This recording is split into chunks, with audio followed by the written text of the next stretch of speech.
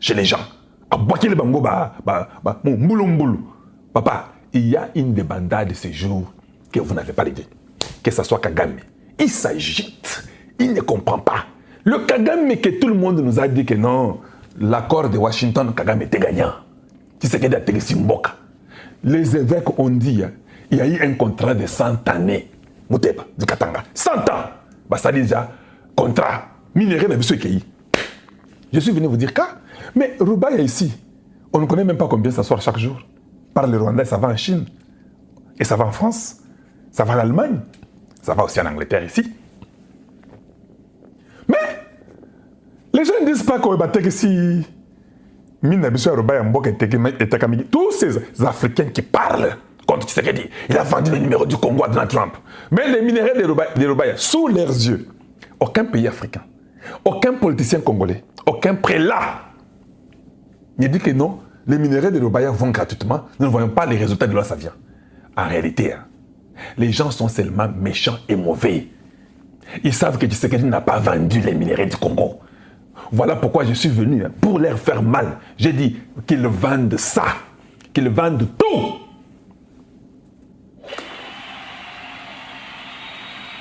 Aimez la vidéo, bien aimé, tapotez pour nous. Merci beaucoup, Michou. Phoenix, je ne sais pas combien t'es loué, te dire merci pour... Tu ne fais que donner les roses. Depuis que j'ai dit là, ça fait 4 minutes, 5 minutes, 7 minutes. Yozo pesaka ba rose. Olekina ba 1000 roses. Ozo pesaka. Meilleur donateur sur TikTok de Kalonji TV. Quoi d'autre vous voulez qu'on dise de vous?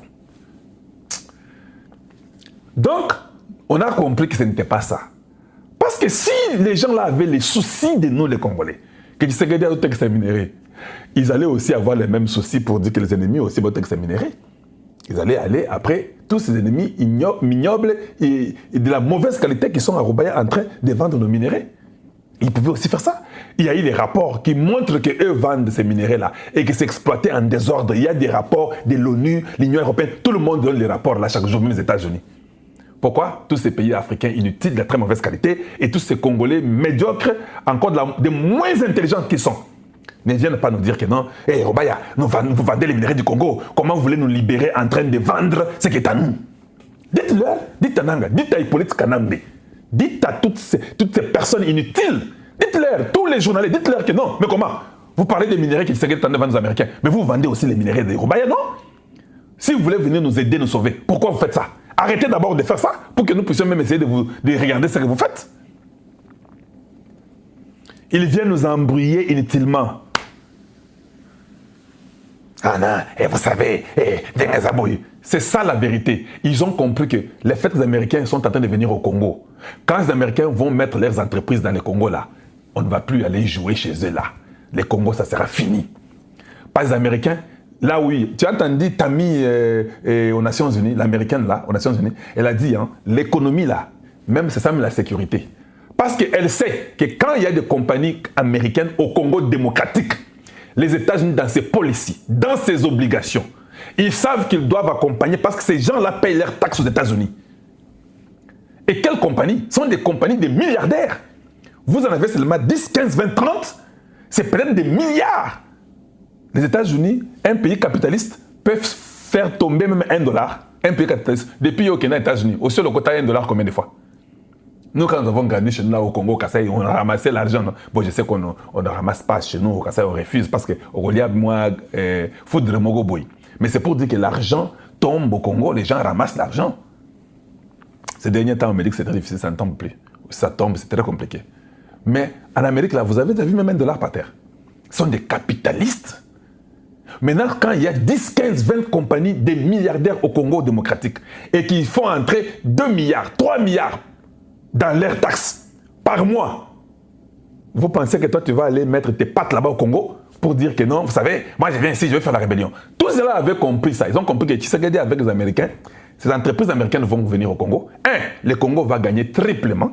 Ils vont mettre l'industrie. Si le Congo devient industrialisé, et si l'esclavagisme au Congo, et s'il devient industrialisé, c'est fini. Tous les Congolais auront du travail. Ça sera difficile que nous puissions les mentir. Tous les Congolais vont commencer à manger, à être bien, à se débrouiller, à avoir bien et manger chez eux à la maison. Ça sera difficile. Disons que Tshisekedi est en train de vendre les Congo pour que ça ne marche pas avec les Américains. Mais nous avons quand même néanmoins signé.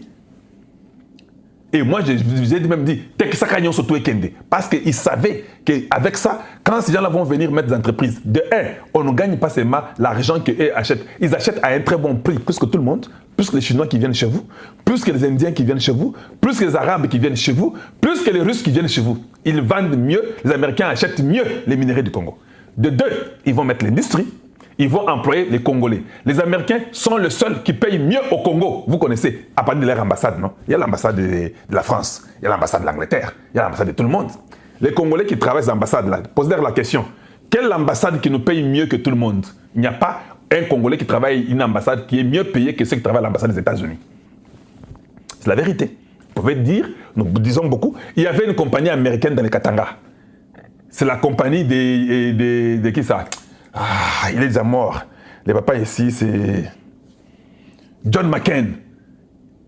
Freeport, je crois que c'était Freeport, la compagnie. C'était la compagnie qui payait, la meilleure compagnie qui payait mieux les Congolais au Congo. C'était Freeport, les Américains.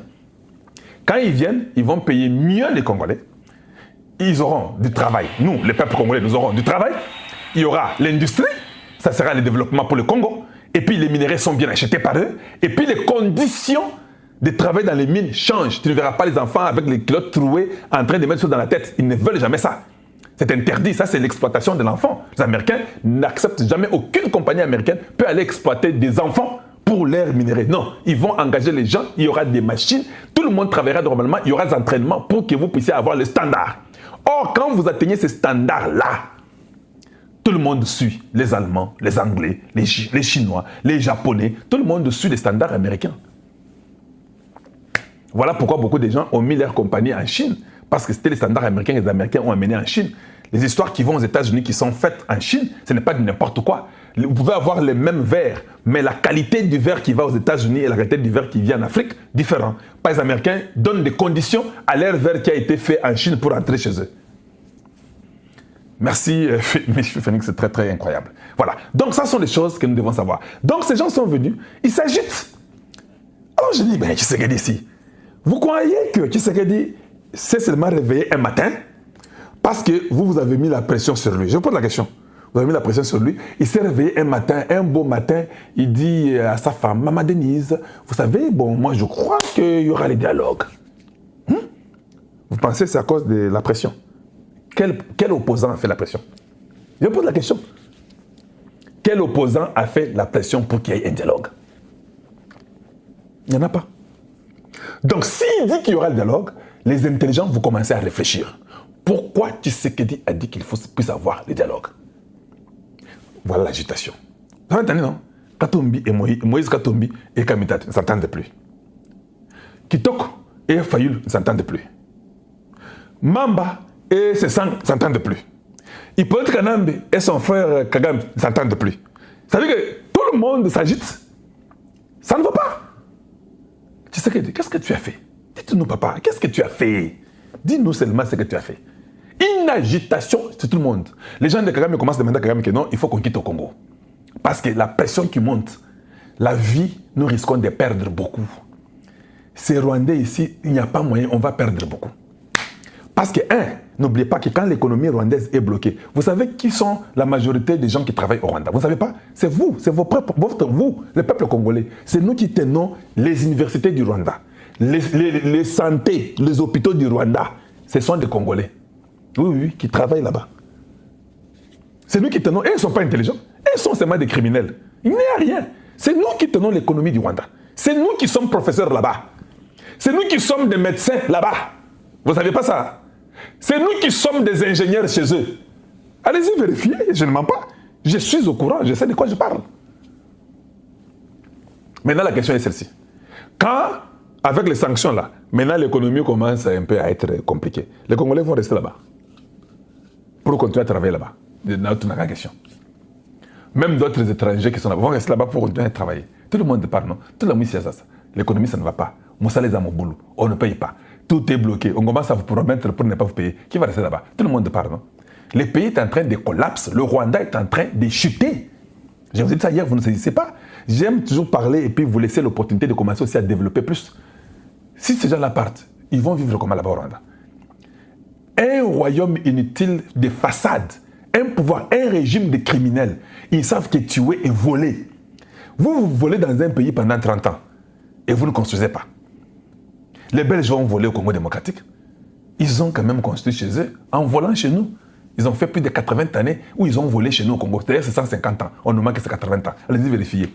Ils sont venus il y a très longtemps, ils ont volé beaucoup avant qu'ils commencent à officialiser les histoires. Ils ont volé plus de 100 ans chez nous. Oh, 80 années comme ça. Non, bah, il y a mingi. Les autres là, ils ont volé 30 ans, ils ne font que tuer. Et ils ne parviennent même pas. C'est Kagame qui est là, il croyait se faire un peu beaucoup plus riche. Ça ne va plus. Ils ont fait des réunions, ils ont dit que non, en tout cas, il faut tout le monde au Congo. Parce que la condition, elle est catégorique. Nous quittons et puis les sanctions tombent. On ne quitte pas, c'est compliqué. Cherchons autrement comment on peut faire, mais on ne peut plus continuer parce que ça ne va pas. Combien il y a eu de morts des militaires rwandais au Congo démocratique là? On ne vous dit même pas. Là-bas, tu parles, tu es mort. Hein? Tu parles, tu es mort. Vous avez vu la marche qu'ils viennent de faire là-bas? La marche pour montrer à la communauté internationale que non, il y a les peuples qui nous aiment là-bas à l'Est. Papa, Baké Bazu, sous Makala, Batina Moto. Ils ont fait marcher les enfants, les mineurs. Je n'ai pas le temps de vous montrer ça, vous êtes au courant. Maintenant, ce sont les mineurs qui font une marche. Mais finalement, vous utilisez toujours les mineurs. Et vous avez un problème. Les mineurs traversent le Rwanda pour venir faire une marche à Bukavu. Papa, vous savez quoi? Aussi au moins, au commun niveau, et l'autre commis tellement gaï que toi-même tu commences à demander, dites-nous de quitter chez vous. Nous attendons seulement que vous puissiez dire quitter. Mbango tokende. Parce que tu es déjà bloqué, que tu ne sais plus comment t'en sortir. Oui. Gome Bukavu. Boko sanza yango binomoko. Boko sanza. Vous arriverez au niveau, vous comprenez que non. Parce que c'est que nous arrivons, et on va faire ça. Et ils sont en train de planifier ça. Vous allez commencer à disparaître un à un. Ce qui te dit, quand on a point moko boyoza rwandais, tu disparais. Ça sera comme ça. Parce que ce que vous avez fait chez nous, c'est impardonnable. Qu'on ne vous mente pas. Tu sais que de être gentil, vous dit que non, nous sommes amenés à vivre ensemble pour l'éternité. Oui, pas avec votre régime-là. Vous serez là-bas à Goma, Bukavu, vous allez commencer à disparaître. Parce qu'à un moment donné, la peur n'a plus la raison d'exister. Tu sais, quand quelqu'un, tu l'as déjà effrayé beaucoup. Vous n'avez jamais remarqué ça. Si on t'effraie tellement beaucoup, tu es effrayé. À un moment donné, qu'est-ce que tu fais? La peur te termine. On t'a tellement effrayé que la peur n'a plus de valeur. Si tu as une victoire diplomatique, tu as gagné guerre. Tu communiques dans les réseaux sociaux.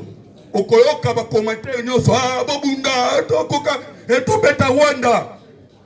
Mais Rwanda, tu ne jamais sans que tu aies un diplôme. Il peut se vivre.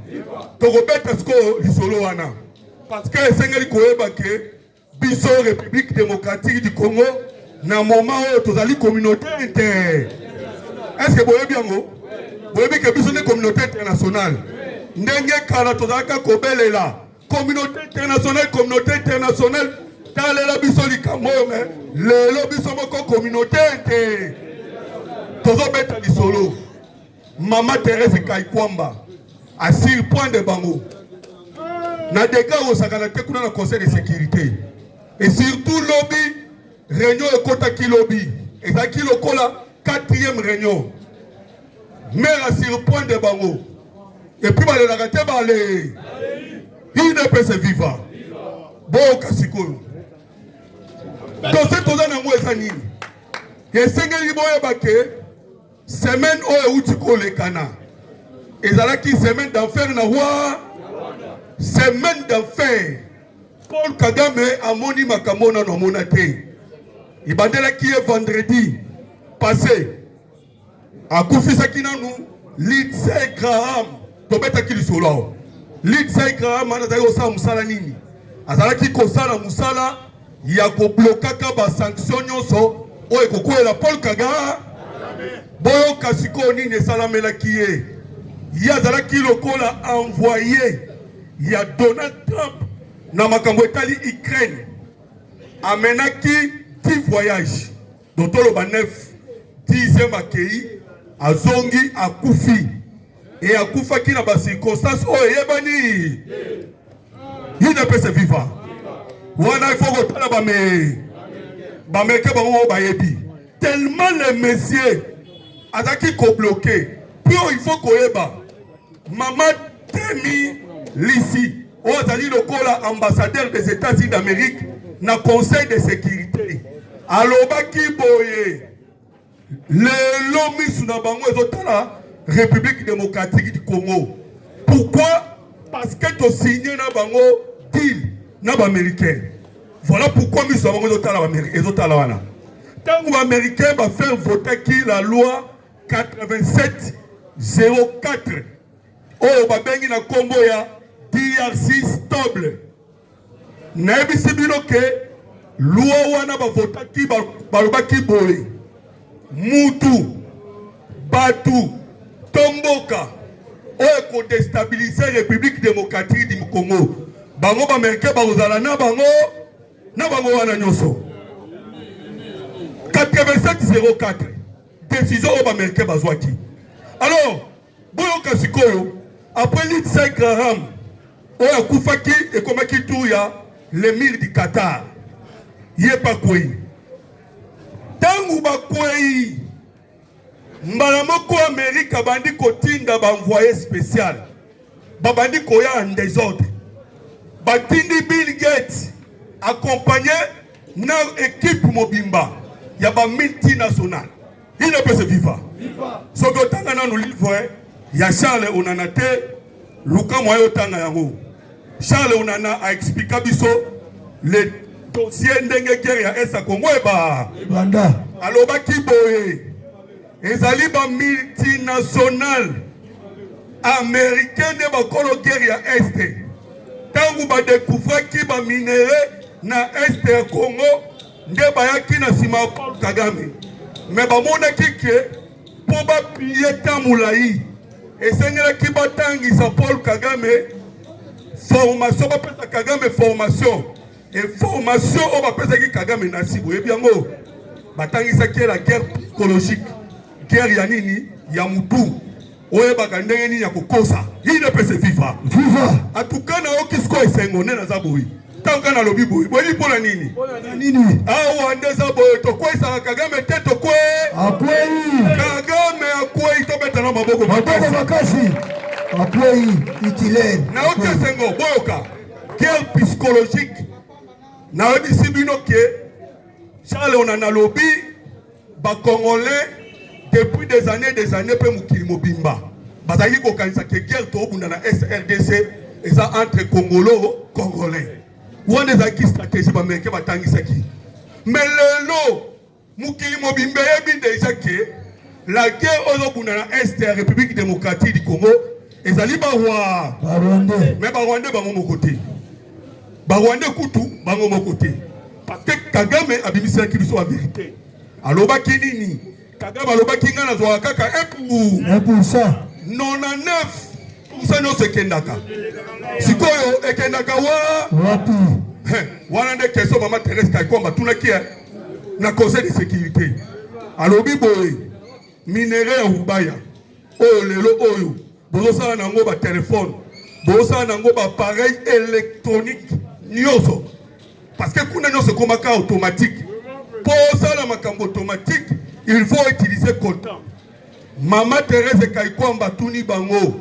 Et comme à Kepa na bino ndenge ni mais tozana nous na Paul Kagame ndenge ba envoyé bazoya Union européenne na ye qui est pas Kagame ba yebisi Kagame tika mais awa ezali kambo Kagame tikate.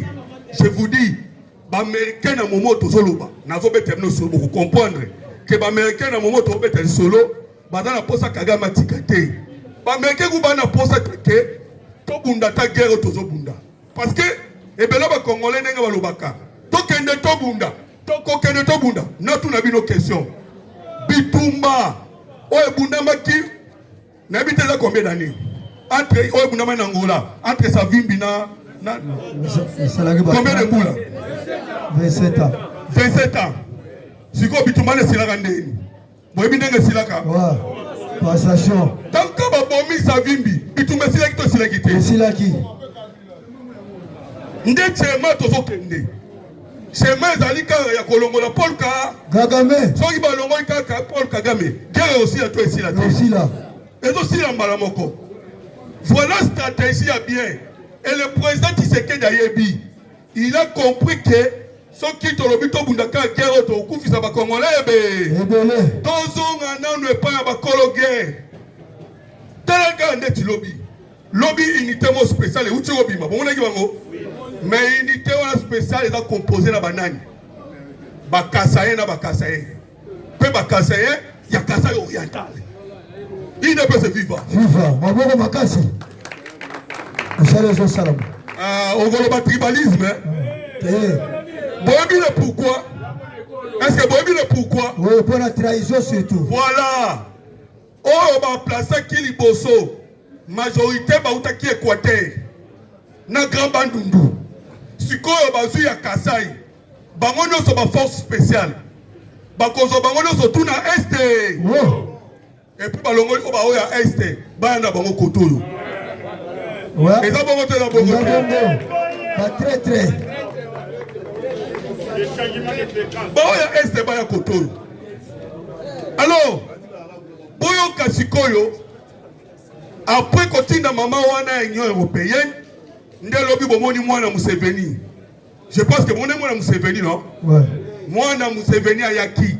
Mais lorsque moi, je suis Museveni Ayaki, Hippolyte Kanambe, alors moi, Bukavu, na Rwanda, René Koti, moi, je suis Museveni, Hippolyte Kanambe, na Paul Kagame.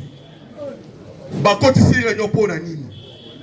Yoka, Réunion na Bakoti ici parce que Kagame est en danger. Kagame, na mois de juin, atindaki Vincent Nyakaundi. Vincent Nyakaundi azanani. Aza chef d'état-major adjoint ya force terrestre. Kagame atindaki yeno wapi na France, na Paris. Bakendaki bakutani. Babeti masolo. Asalaki 5 jours. Akendaki na objectif nini? Akendaki na objectif baluka coopération militaire entre le Rwanda na ba français. Mais na retour na ye Paul Kagame kangaka ete asanini Akangiye. Kagame akangiye. Un proche à Paul Kagame parmi ba obasala opération na Est Congo. Il ne peut se vivre. Viva. Boyebi Paul ani Kagame akangiye. Kagame azobanga coup d'état. Alobi boye. Wa ponenge nini katango yo uti France. Ozongi ba français ba balukeli biso. Est-ce que boyebi ba français ba balukeli Kagame? Ouais. Moni jour wana na alandi Mouyaya. Bazo tout na Mouyaya ba question. Mais Mouyaya, bazo tout balobi que il y a des militaires français na Congo. Bazo bunda du côté ba M23. Mouyaya yo loba, omoni ndenge ni? Ndenge nini? Mouyaya apesa sa réponse non. Ba français bazo na biso longo. Ba français d'ailleurs, tu vas faire votisaka. Ba nini ebele. Yoka, azazo bate yoka. La politique. Ezali pour Politique. Boka, Nasuki na Mouyaya te. Le vice-gouverneur Yacine Kivu alobaki na top Congo to alobaki te. Alobaki clair. Il y a des Français qui combattent aux côtés de M20. M23. Mais boyo kasiko. Yé moko ayo kozonga. Quand alandaki. Yé moko ayo kozonga susu. Na radio. Alobi boye. Lorsque zongi. Alobi oh non. Boyo kitong na lobaki ke ba Français. Bazo bunda côté ba M23. Mais en réalité, ba Français ba bunda côté M23 te.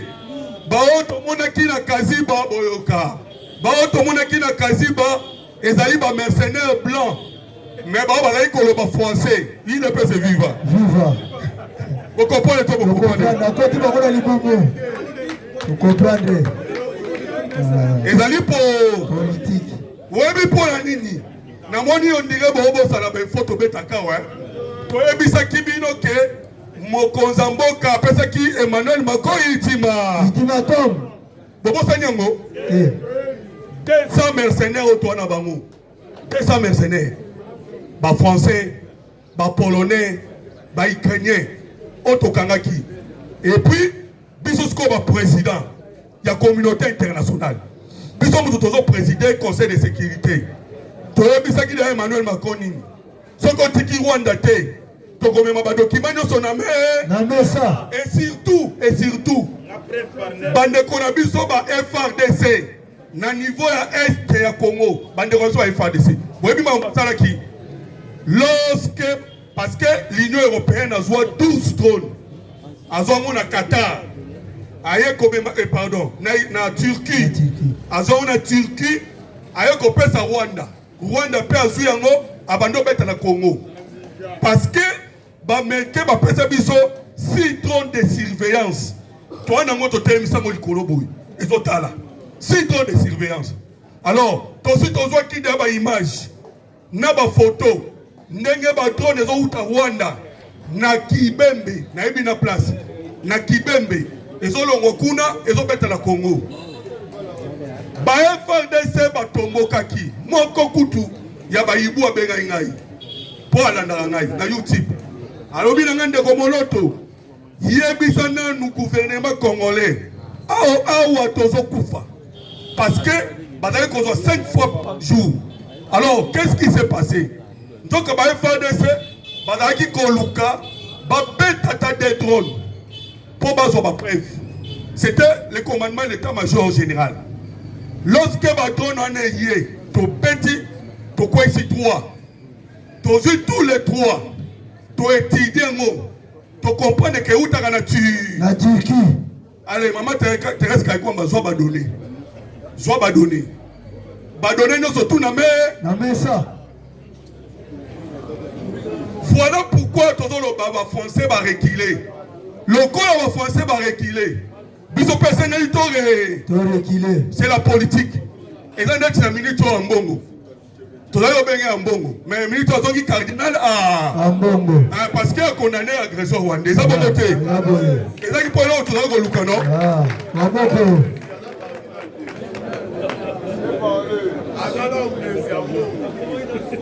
Il ne peut se vivre. Ba cameraman bazo déranger nga yawa. Ba déranger nga ba mbuyenga makasi. Na ba bato na bate. Boka. Après moi na Museveni.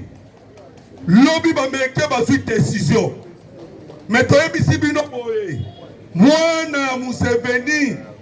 Yepe ayekana message pas Paul Kagame. Vieux. Ole ozwata Ivan Kagame tia. Situation est compliquée. Mais les Congolais belé balinga Uganda te. Lobinga na discuter na ba Congolais belé. Na émission na zali ko sala. Ba Congolais ba lobby te Uganda te. Mais c'est-à-dire vous avez ba information te. Na yo na lobaka ya mwana.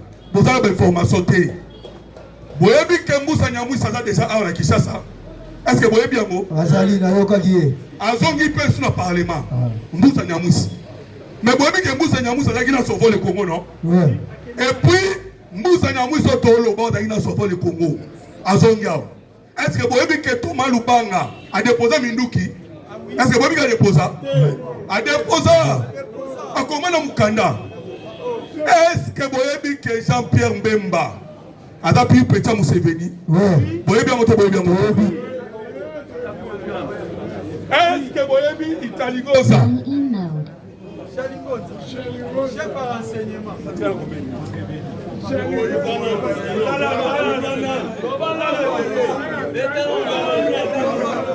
Il ne peut se vivre.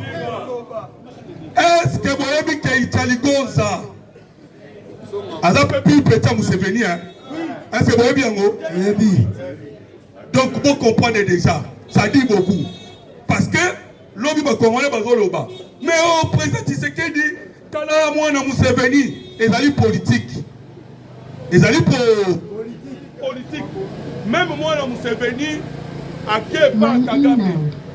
Pour qu'est-ce qu'on a révélé Bino. Pour voyez papa si comme vous allez. Le président Tshisekedi a Kendaki. Et pas à Museveni, 2 voyages. Na 2 voyages, Bakena n'a pas Museveni. Babeta Masolo na Museveni. Mais, Yoweri Museveni, à ça là, l'autre côté. Bayokanaki, vous voyez bien que Est à Congo, guerre contre le Ranango. Bayem fait 3, Bakota Kawa, Nantelani. Na Bunagana, et bon, Bunagana est la frontière dans Bokani. Na Uganda. Il ne peut se vivre. Bada frontière na Uganda.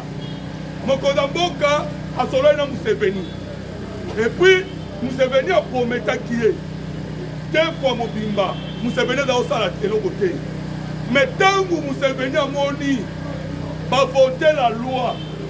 On a aussi Koloba 87 04. La loi 87 04 est la loi Nini. DRC stable. On a aussi Otangi la bino. Moutou, Moka, Tobatu, on va remettre Congo, Bameke Bauzanaye. Nde Museveni atali, yé moko abengi président Tshisekedi. Alors, Fatia Kato Solola. Le président lobi pas question na royauté. Déjà au laka au kokisate. Mais le quoi doit na kata politique. Alors ceux qui n'a pas bagage Rosani. Non, c'est que tout le cas témoin. Voilà pourquoi on dit pas témoin bayaki. Témoin zaki banani. Ils allaient qui Burundi, témoin Moussa zaki nani. Ils allaient qui sous-secrétaire d'État américain au Atali Makambu Afrique. Il n'a pas ce vivant. Vivant. Tu signes qui va Ouganda, toi tu signes qui t'es. Tu signes qui? Tu signes qui? L'Ouganda, dans le moment où Bado Luka Sylvie, il y a un régime dans Bango. D'abord, quand c'était que moi, je Museveni à tailler. Na minute au carte, il y a Afrique centrale Mobimba. Ils allaient dans la République démocratique du Congo. Dans la carte, c'est pas la biso. Oh, Luki a déstabilisé biso. Aye bagake biso peut te déstabiliser. Il ne peut se vivre. Alors, dans le mois où on a qu'est-ce qu'on est États-Unis d'Amérique, on a cité Bandeko Bazay Pelé.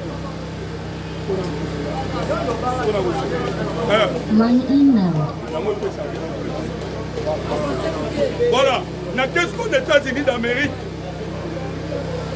Tant que tu es présidence, dans le Conseil de sécurité. Tu dois qu'il présidence le 4 juillet. Présidence Nabuso et que négocie là le 4 août 2026. Nous avons besoin de Maloba et qui se nomme comme ambassadeur Nabuso na niveau wapi na niveau ya Conseil de sécurité dans les Nations Unies.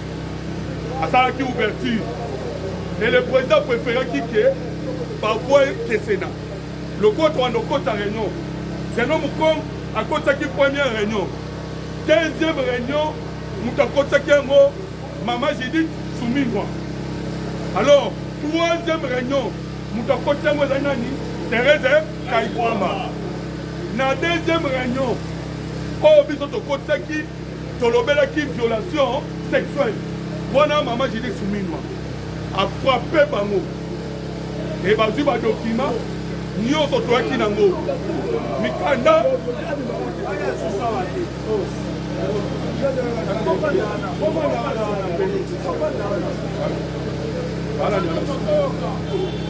bozoyoka naloba voilà toke tozwi mikanda ya mwana so tosenga ta mwa 500 eza bien topesaka mpona tolandela makambo tooni okoma na bafe makasi donc nakogangaganga boye e apres na yango omoni ke yango wana toobunda toana problème asinga mais couple deja yango wana na carburant voilà epeli bide mpe se viva wana mama Judith Suminwa ntango akei akomi na conseil de sécurité alobeli makambo ya violation sexuelle mais mama na likambo ezalaki nanu wana te mama na likambo eyade sikoyo na deuxième réunion Thérèse Kaïkwamba azwi dossier ya Rubaya na mesa ye atie dossier ya Rubaya mpo biso baprésident nazali koloba omoni bitumba toobunda na este so tolobi bitumba wana tokende na oka na système ya matuza ndenge bino bosengaka tokotikala oganye bien te nayebisa bino solo toganye yango ata moke te na matuza toganye te bino moko bomona kake union européenne mobimba na nsima ya Rwanda. Est-ce que boyebi ke union européenne asigne na Rwanda apesaka minere eza boto boye te